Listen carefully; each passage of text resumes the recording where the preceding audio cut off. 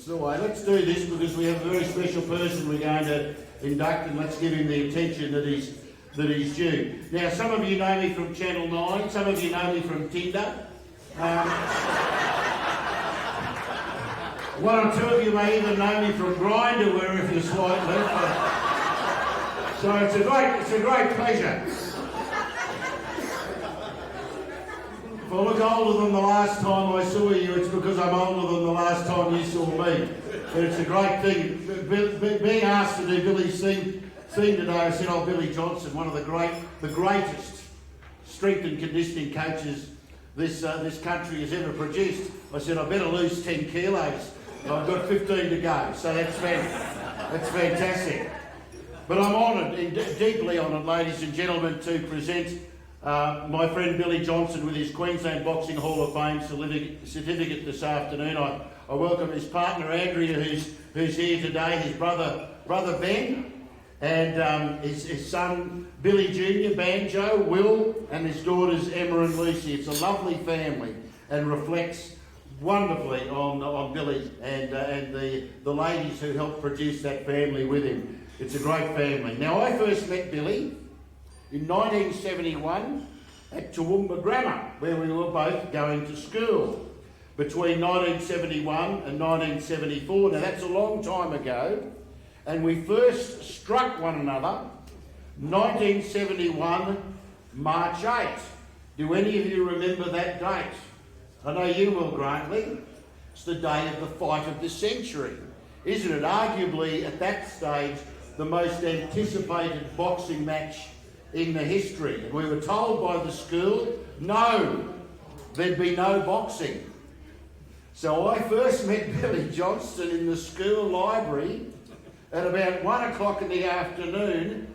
He was sitting over there, where you are, Ronnie Do, and I was sitting over here, and the two of us had crystal radio sets with earplugs in our ear, listening to that unforgettable fight between Ali and Fraser.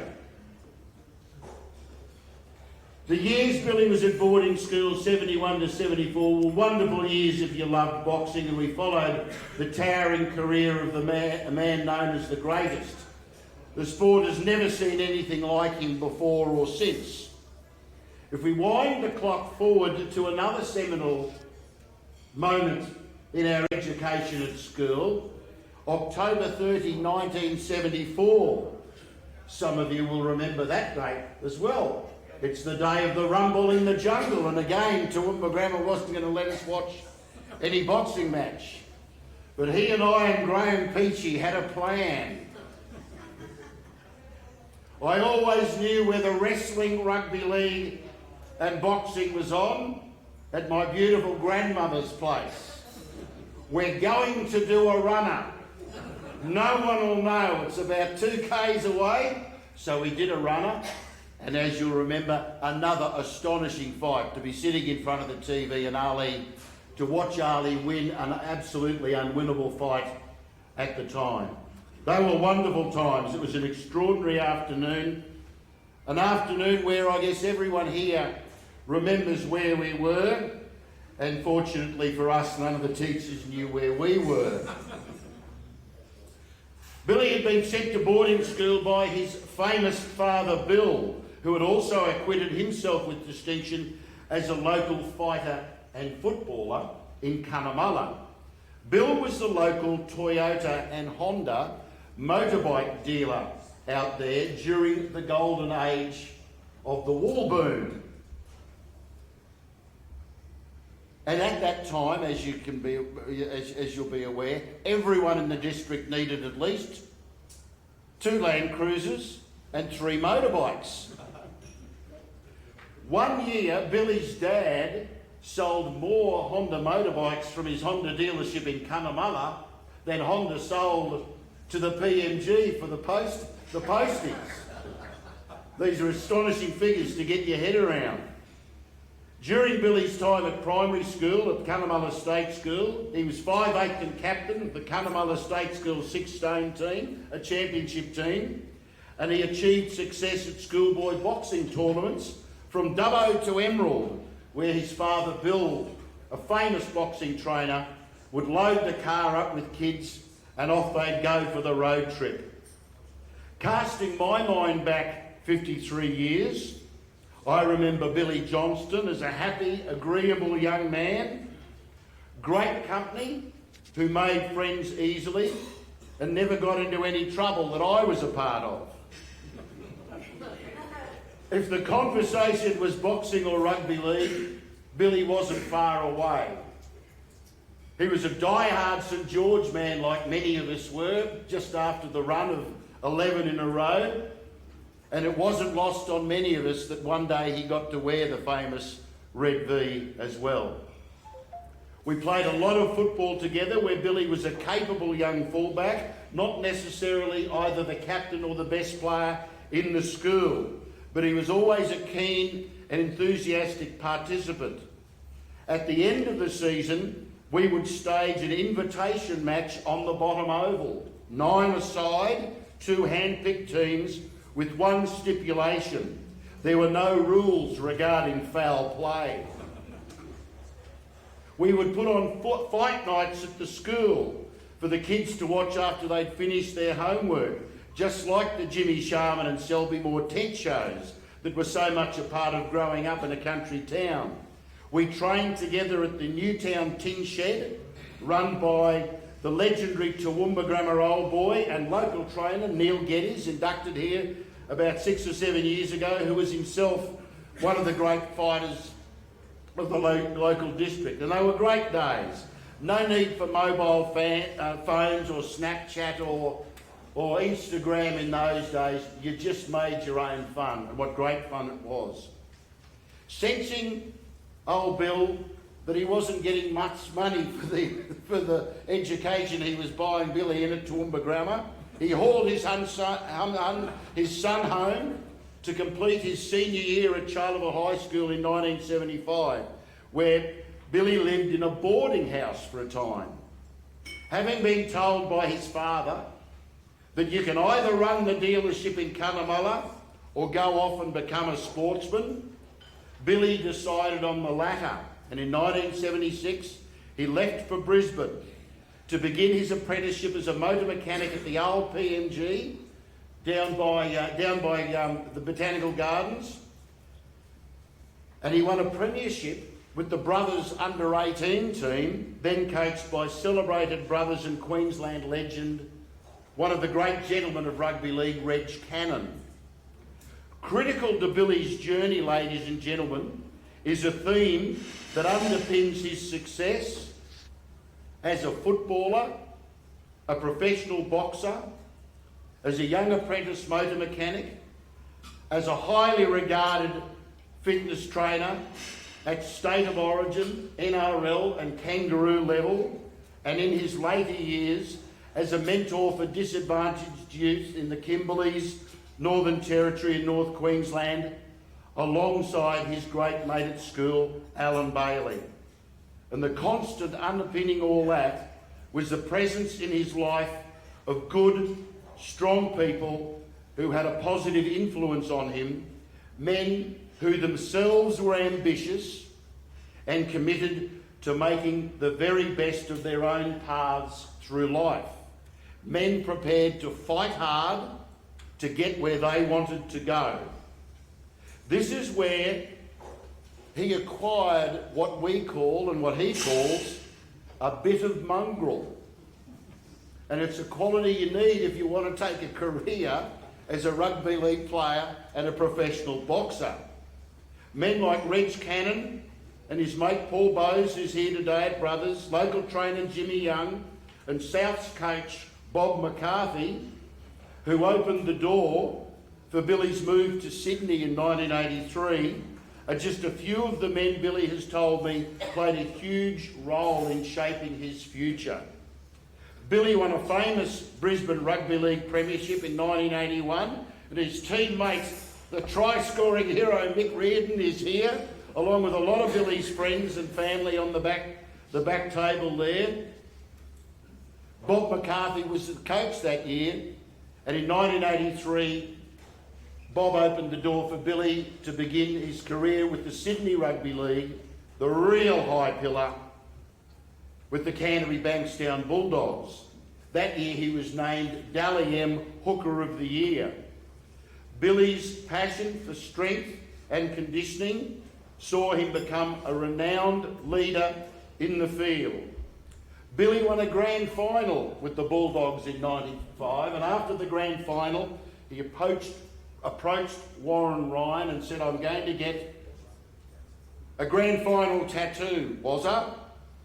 To which Warren replied, "If you're going to get a tattoo, Billy, make sure you get it done somewhere that doesn't matter."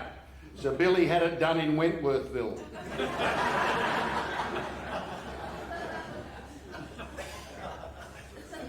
In the ring, he had 27 fights after making his professional debut in 1977 at the famous Rocky Nights at Davies Park, where on both occasions, both 77 and 78, Billy fought 2 opponents in the one night. He won 23 of his 27 fights and lost 4.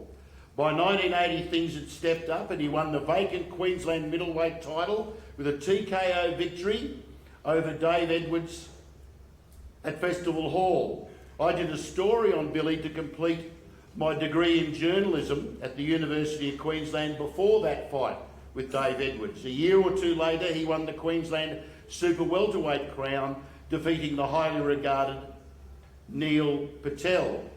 During that time, Billy could be seen in Jimmy Young's gym sparring with the likes of Tony Mundine, Hector Thompson, even the great Lionel Rose. Thwarted 3 times, however, was his quest to win the Australian middleweight crown against Steve Dennis in Brisbane, Ken Salisbury at the Hordern Pavilion, and the famous 1984 battle against Richie Roberts at Belmore Sports Ground. His final fight, promoted by the gentleman who's just about to introduce to speak to Billy, Grantley Keezer. As a former schoolmate of Billy's, and I know I speak for all Billy's mates both at school and who are here today, I could not be prouder of his commitment to getting the most out of himself and out of life, and I am proud, ladies and gentlemen, today to present Billy Johnstone with his induction certificate, which names him as a worthy member of the Queensland Boxing Hall of Fame. Thanks, Maury. Come on up, Billy.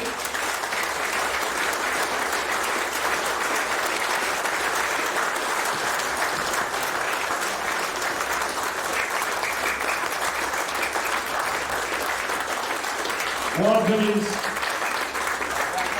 a great man, one of the best. Ladies and gentlemen, the rest of the story is now in the hands of Grantley Keezer, an Aspley boy, done good, whose work here alongside the legendary Harry Gordon at the now defunct Telegraph saw him on the path to the Daily Telegraph in Sydney, to his authorship of more than 20 wonderful, wonderful history books, which ultimately saw him receive an Order of Australia medal for his writing. Grantley is a boxing nut who has himself participated in the sport at the highest level as a cornerman, promoter and storyteller, cutting his teeth at the Newtown Police Boys Club, where he first came in contact with Johnny Lewis, Jeff Fennick, Jeff Harding, Joe Bugner, and of course our special guest today, Billy Johnstone. To tell us more, ladies and gentlemen, I'm handing it over. That's yours. Proud of you, mate. And I'll hand over to you, mate. Good on you, Grantley.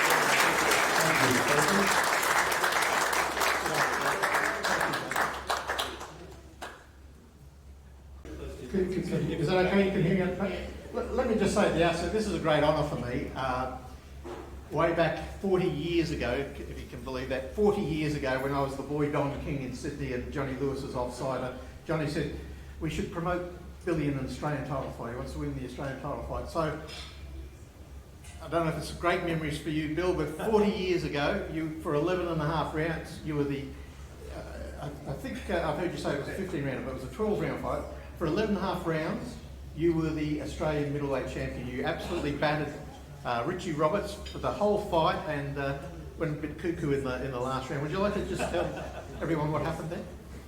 Yeah, so I knocked him down twice in the 10th, twice in the 11th, and head butted into the feet. Honestly, I was in Billy's corner as well as promoting the fight, and you had beaten him every single round conclusively, and poor old Billy Miles, the referee, he just threw his hands up and he said, "I've got to disqualify him. I can't do anything else." It was so blatant, but man, what a performance, you know. Can I say to you, Grantley, that I think me headbutting him in the last round made me more famous than if I would have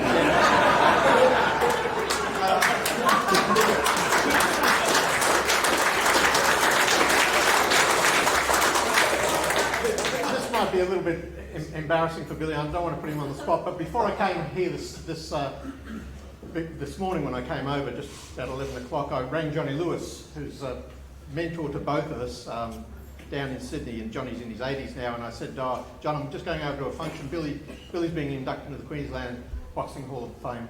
And Johnny, of course, as you probably know, trained Jeff Fennick, Kostya Tszyu, Jeff Harding, Aussie Joe Bugner, so many. He trained 6 world champions. He said to me, "Well, you let everyone know that the toughest fighter I ever trained and the fittest fighter I ever trained was Billy Johnstone." And that's some recommendation.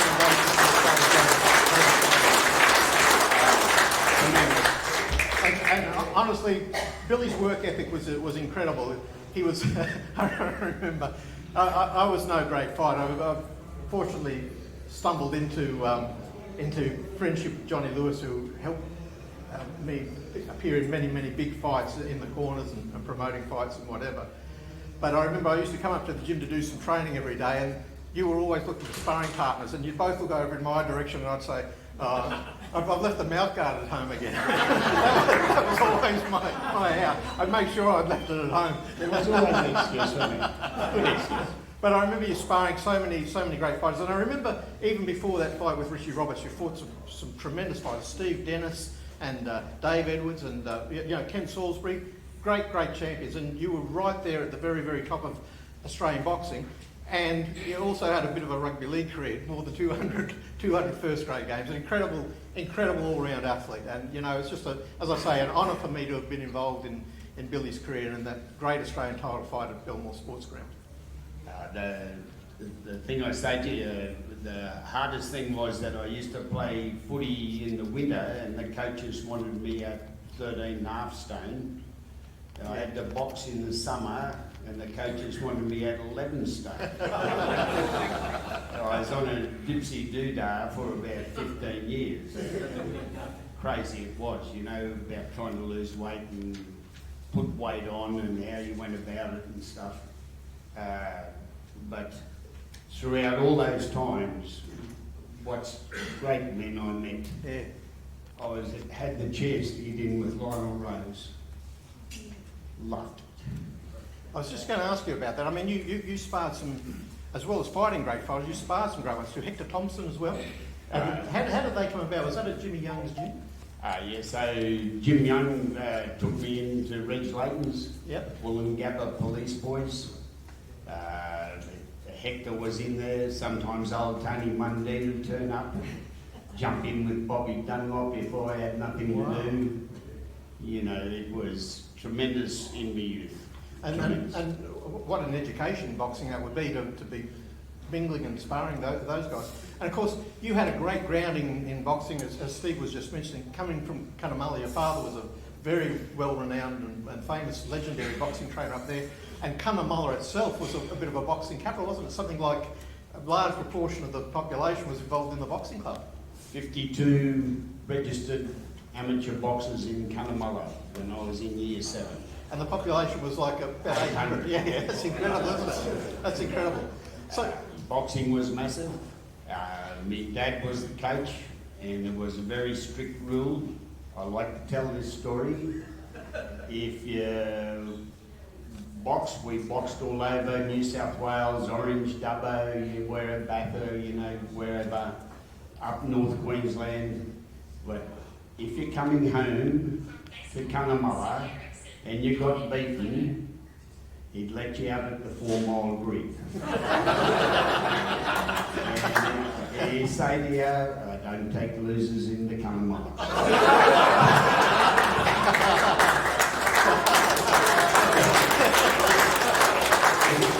And so many people were saying, that's child cruelty.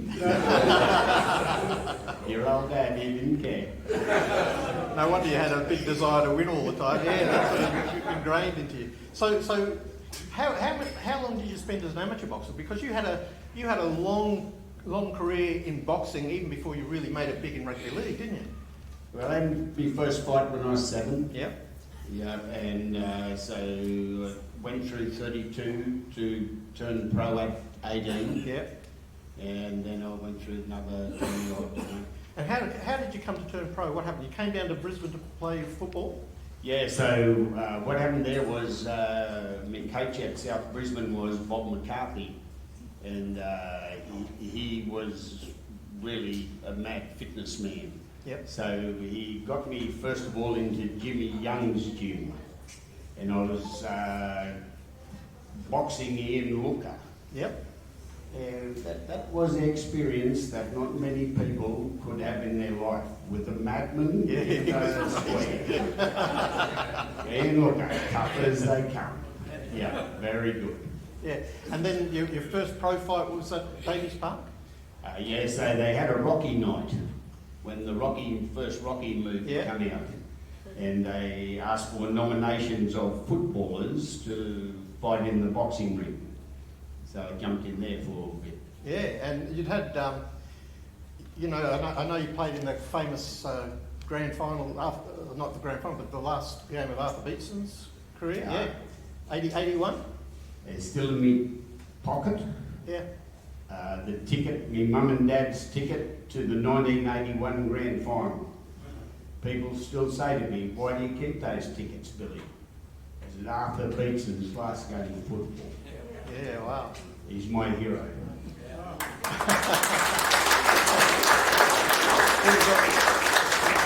He was a great player, but you sort of didn't spare him. I know you were going into the scrums. You were doing your best.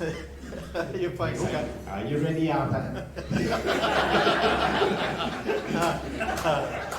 What an incredible career you've had. You've sparred Lionel Rose, you've played in Arthur Beetson's last game. You know, as I say, for 11.5 rounds, you were the middleweight champion of Australia, the best middleweight in the country.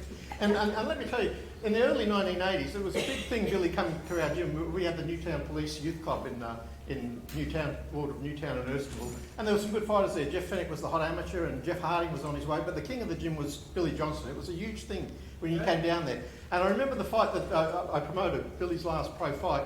Jeff Fennick was out the front selling tickets. He was selling tickets to people coming along. I'm pretty sure he was scalping them. I'm pretty sure knowing Jeff, he was doing a bit of a clip for himself. But it would have been something on the side.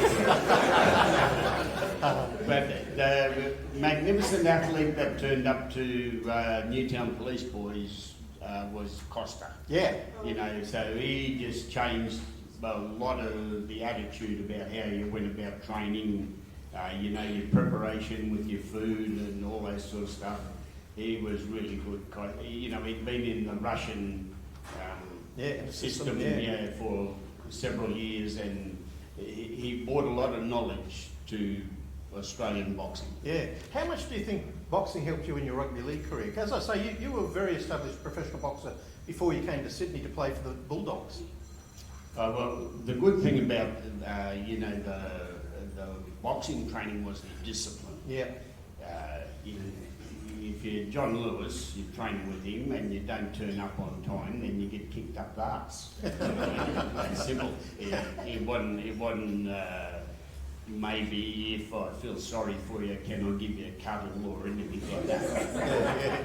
It was, you're in trouble. And then, of course, you brought that sort of discipline into your further career. After more than 200 first grade football games, you then became the king of the rugby league trainers. So I guess you learned a lot of lessons there to take to the football players you were in charge of. Exactly, yeah. So the other thing that happened there was that the first coach I hooked up with in the state of origin and Australian teams was Wayne Bennett, an ex-police officer who had a lot of discipline about him. And he appreciated Billy making sure that people weren't at the pub after hours. Of all the fights you had, which one are you most proud of? You won 2 Queensland titles. I had a good night out against Dave Edwards. Yep. And he was a good fighter, yeah. Well, he was a seasoned, hardened pro, and I was only a young fella on my way up. Yep. And so that was a good night out for me. I'd say to you though, my memories are that I didn't have to walk in from the 4 mile grid was very good.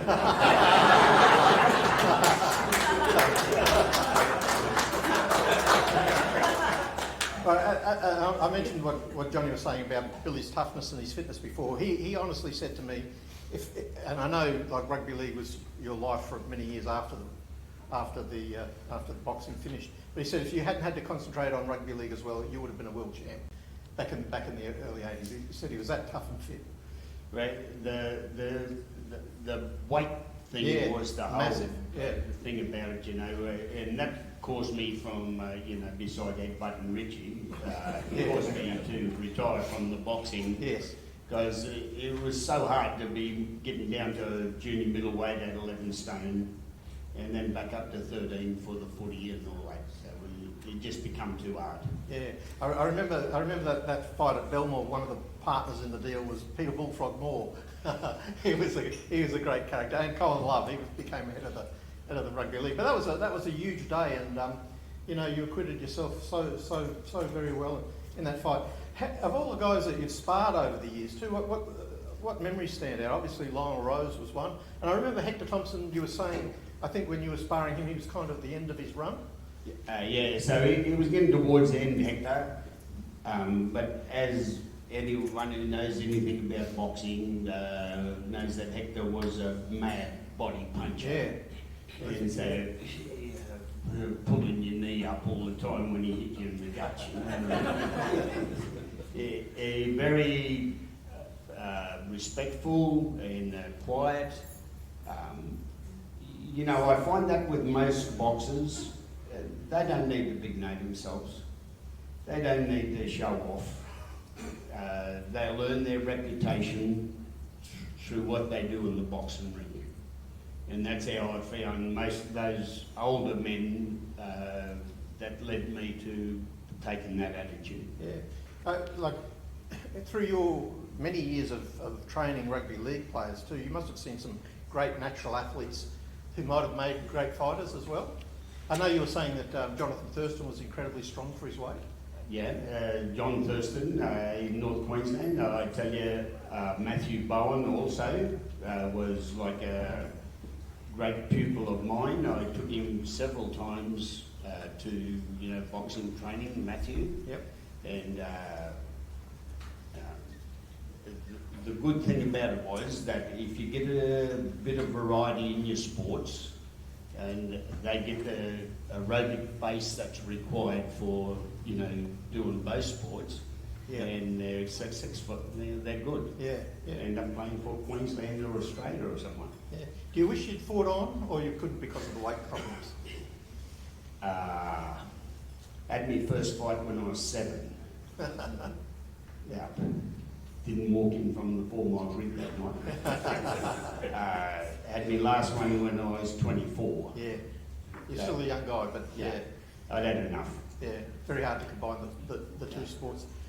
So when you look back on two fabulous careers as a sports person and then as a great trainer, what are the highlights that you see for yourself, especially in boxing? Well, in both sports, it doesn't matter because there's a lot of heavy physical contact and stuff. The thing that I enjoyed most was training people to perform at their best. Yeah. Someone I'll talk to you about now is Gordon Tallis. Yep. Big Gordy, he come down from North Queensland as a young man, In the first couple of Origin and Australian type games that he was involved in, he was a bit loose, Gordon. You know, wild. He's from the bush. Yep. All that shit. You know, they talk rubbish about how they're allowed to do things that they're not supposed to do. To see him develop, Yep. you know, obviously by a big input from Wayne, but I'm hoping I was some involvement as well. Yep. It turned out to be one of the best second rowers I've ever seen in my life. Amazing, yeah. So what would you say are the big lessons that you learned from boxing that put you on that path? The whole thing about the boxing thing is discipline. And nearly every person who's ever boxed will know that at some stage in their life they're going to make weight. And can you do it or can't you do it? Yeah, just stick at it. Yeah, and it's a big deal about, you know, particularly when you're coming up through the amateurs and you're a young person of 13, 14 years old or whatever, and they're telling you can't have your ice cream, and you start blowing up and whinging and carrying on. Do you stick to the trainer, you know, the people that are trying to guide you correctly, or do you tell them to piss off and I'll run away? Yeah. Well, you certainly stuck to your guns, and you, as I say, what an incredible career. Into the Queensland Boxing Hall of Fame, more than 200 first-grade games in rugby league, and the respect of everybody that you coached in rugby league as a trainer. Just incredible. Ladies and gentlemen, Billy Johnstone.